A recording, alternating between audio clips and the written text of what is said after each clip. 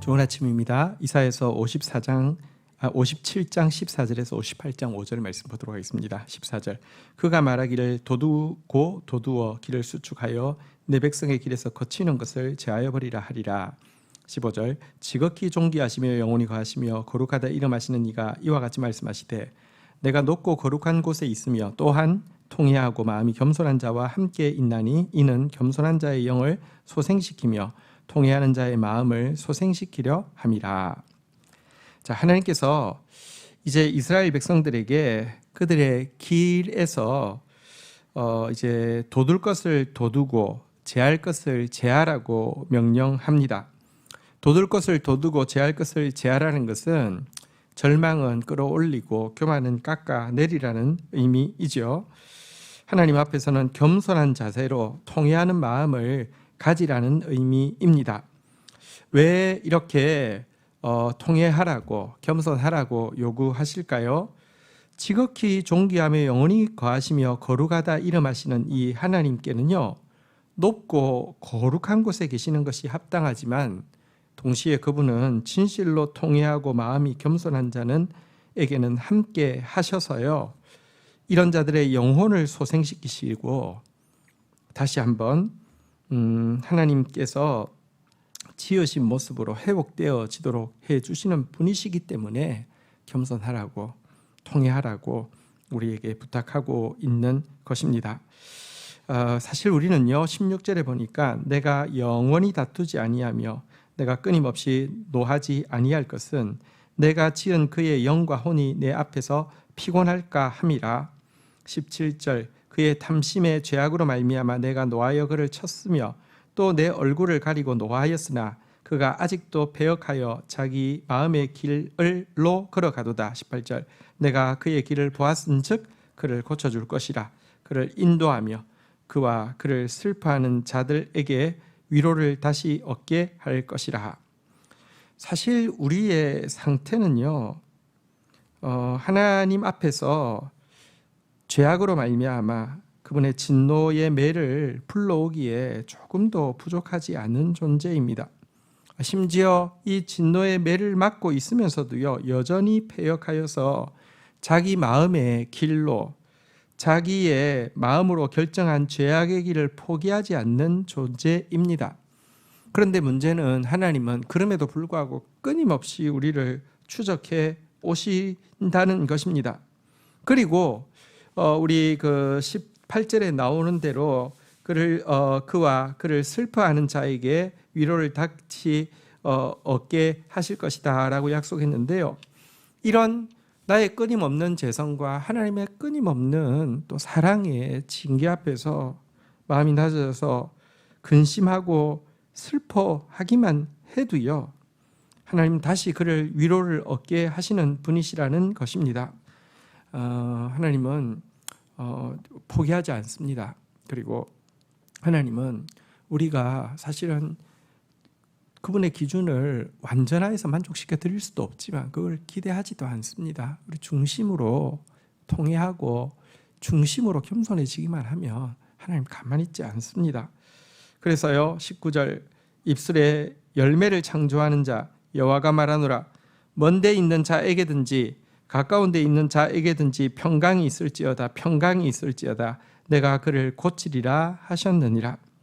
그래서 정말로 하나님 앞에서 참회하기만 하면 주님께서 평강이 있을지어다 라고 하면서 평강을 주시고요, 그리고 그의 입술에서 찬미의 제사라는 하나님을 더 찬미하게 되는, 하나님이 우리를 지으신 창조의 목적인 찬미의 제사가 열매 맺을 수 있도록 하시는 것입니다. 그러나 이 같은 도전 앞에서도 끝까지 회개하지 않으면 어떻게 될까요? 20절. 그러나 악인은 평온함을 얻지 못하고 그 물이 진흙과 더러운 것을 늘 솟구쳐내는 요동하는 바다와 같으니라. 21절. 내 하나님의 말씀에 악인에게는 평강이 없다 하셨느니라. 여러분, 그러나 악인 끝까지 교만하고요, 끝까지 회개하지 않는 자에게는요, 하나님은요 그 내면에서 더러운 것이 늘 솟구쳐 오르기 때문에 절대 절대로 평강을 얻을 수 없다고, 두 번이나 연속해서 악인에게는 평강이 없다, 악인은 평온함을 얻지 못한다라고 이야기하고 있습니다. 하나님께서 도두라고 할 때, 하나님께서 또 깎아내리라고 할 때, 하나님 앞에서 겸손해지고 통회하라고 할 때 통회하다가 하나님께서 우리를 긍휼히 여기심으로 말미암아 참 보석 같은 평안을 받아 누리는 저와 여러분들이 되기를 주의 이름으로 부탁드립니다. 58장 1절로 이제 넘어가 보도록 하겠습니다. 크게 외치라, 목소리를 아끼지 말라. 내 목소리를 나팔같이 높여 내 백성에게 그들의 허물을, 야곱의 집에 그들의 죄를 알리라. 2절, 그들이 날마다 나를 찾아 나의 길 알기를 즐거워함이 마치 공의를 행하여 그의 하나님의 규례를 저버리지 아니하는 나라 같아서 의로운 판단을 내게 구하며 하나님과 가까이 하기를 즐거워하는도다. 하나님께서 다시 이사야에게 이스라엘의 죄에 대해서 목소리를 아끼지 말고 그들의 허물에 대해서 나팔처럼 크게 외치라고 명령하고 있습니다. 여러분, 한번 회개했다고 되는 것 아닙니다. 우리 안에 죄악이 양파처럼 겹겹이 있는데요, 하나님이 준비하신 것이 크기 때문에 또 거듭거듭 회개하라고 하면서 우리 안에 위성적인 신앙생활의 모습을 지금 고발하고 있습니다. 이스라엘 백성들은 마치 공의를 행하고 규례를 저버리지 않는 나라인 양 스스로 생각했습니다. 날마다 하나님을 찾고 그분의 길 알기를 즐거워하고 하나님의 판단을 구하고 그분과 가까이 하기를 즐거워한다라고 스스로 생각하고 스스로 말하기까지 하고 있었습니다. 그런데 여러분, 이게 하나님 보시기에는 거짓말이라는 것입니다. 위선이라는 것입니다. 하나님의 기준에 보면 이거 잘못됐다는 것입니다. 이것을 극명하게 보여주는 것이 금식입니다. 유대인들은 금식을 열심히 했습니다. 이사야 시대뿐 아니라 예수님 시대에도 금식을 열심히 했습니다. 심지어 금식하는 자기들에 비해서 금식하지 않는 예수님의 제자들을 정죄하기까지 했습니다. 그러나 그들의 이 금식, 주를 알기를 마치 기뻐하고 공의를 행하고 규례를 지키기를 즐거워하는, 하나님께 묻고 하나님께 가까이 가는 표시로서 하는 금식에 대해서 성경은 이렇게 지적하고 있습니다. 3절, 우리가 금식하되 어찌하여 주께서 보지 아니하시오며 우리가 마음을 괴롭게 하되 어찌하여 주께서 알아주지 아니하시나이까. 보라, 너희가 금식하는 날에 오락을 구하며 온갖 일을 시키는도다. 4절, 보라, 너희가 금식하면서 논쟁하며 다투며 악한 주먹으로 치는도다. 너희가 오늘 금식하는 것은 너희의 목소리를 상달하게 하려는 것이 아니냐. 5절, 이것이 어찌 내가 기뻐하는 금식이 되겠으며 이것이 어찌 사람이 자기의 마음을 괴롭게 하는 날이 되겠느냐.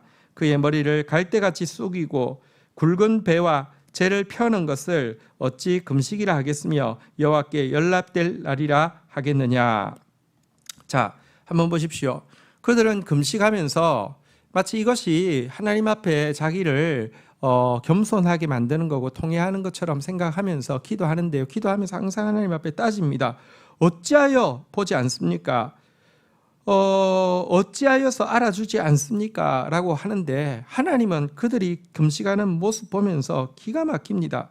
볼 수가 없고요, 알아줄 수가 없습니다. 왜입니까?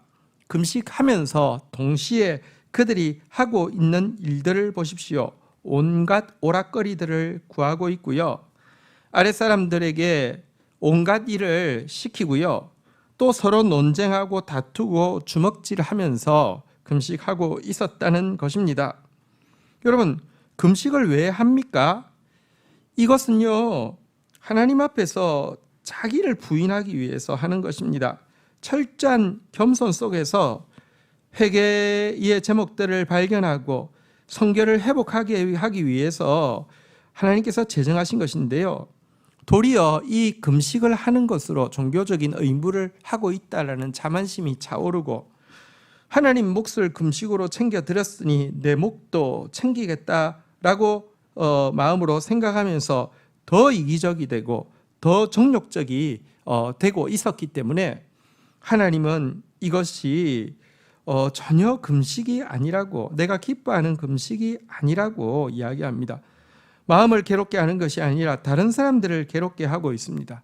겉으로 갈대처럼 머리를 숙이고 굵은 배를 입고 죄만 편다고 금식이 아닙니다. 자기를 부인해야지 금식이지요.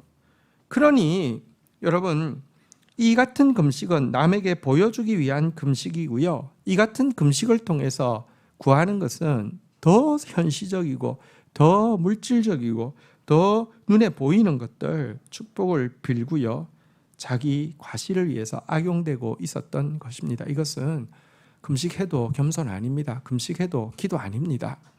우리 하나님 앞에서 정말 마음을 낮추고 정말 통회함으로 말미암아 주님께서 내가 있을 곳이 바로 너의 마음이다 라고 하면서 편안하게 오실 수 있는 그런 저와 여러분들이 되기를 주의 이름으로 축원드립니다. 주신 말씀 붙잡고 기도하며 나가도록 하겠습니다. 하나님 감사합니다.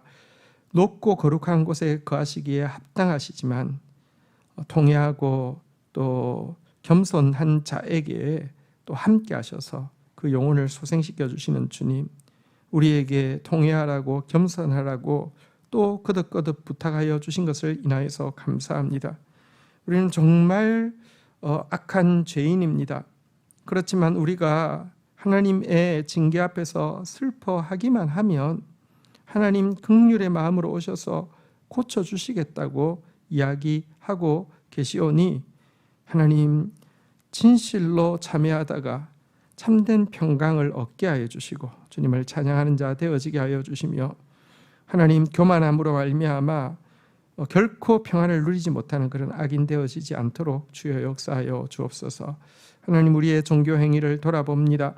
종교 행위를 열심히 하는 것으로 자기의 공로를 삼고 그리하여서 더 현세적이 되고 더 이기적이 되고 더 정력적이 되는 것을 합리화하는 이런 데 우리의 종교 행위가 악용되지 않도록 도와주시옵소서. 우리가 금식하는 것 자기 마음을 괴롭게 함이고 우리가 금식하는 것 도리어 우리 주위에 있는 더 약한 자를 돌아보는 그런 참된 종교 행위를 가진 하나님의 사람 되어지게 하여 주시옵소서. 그리하여서 주님께서 더 안락의자처럼 우리 마음에 찾아와서 임재해 계시는 그런 삶을 살 수 있게 인도하여 주옵소서. 예수님의 이름으로 기도 올립니다. 아멘.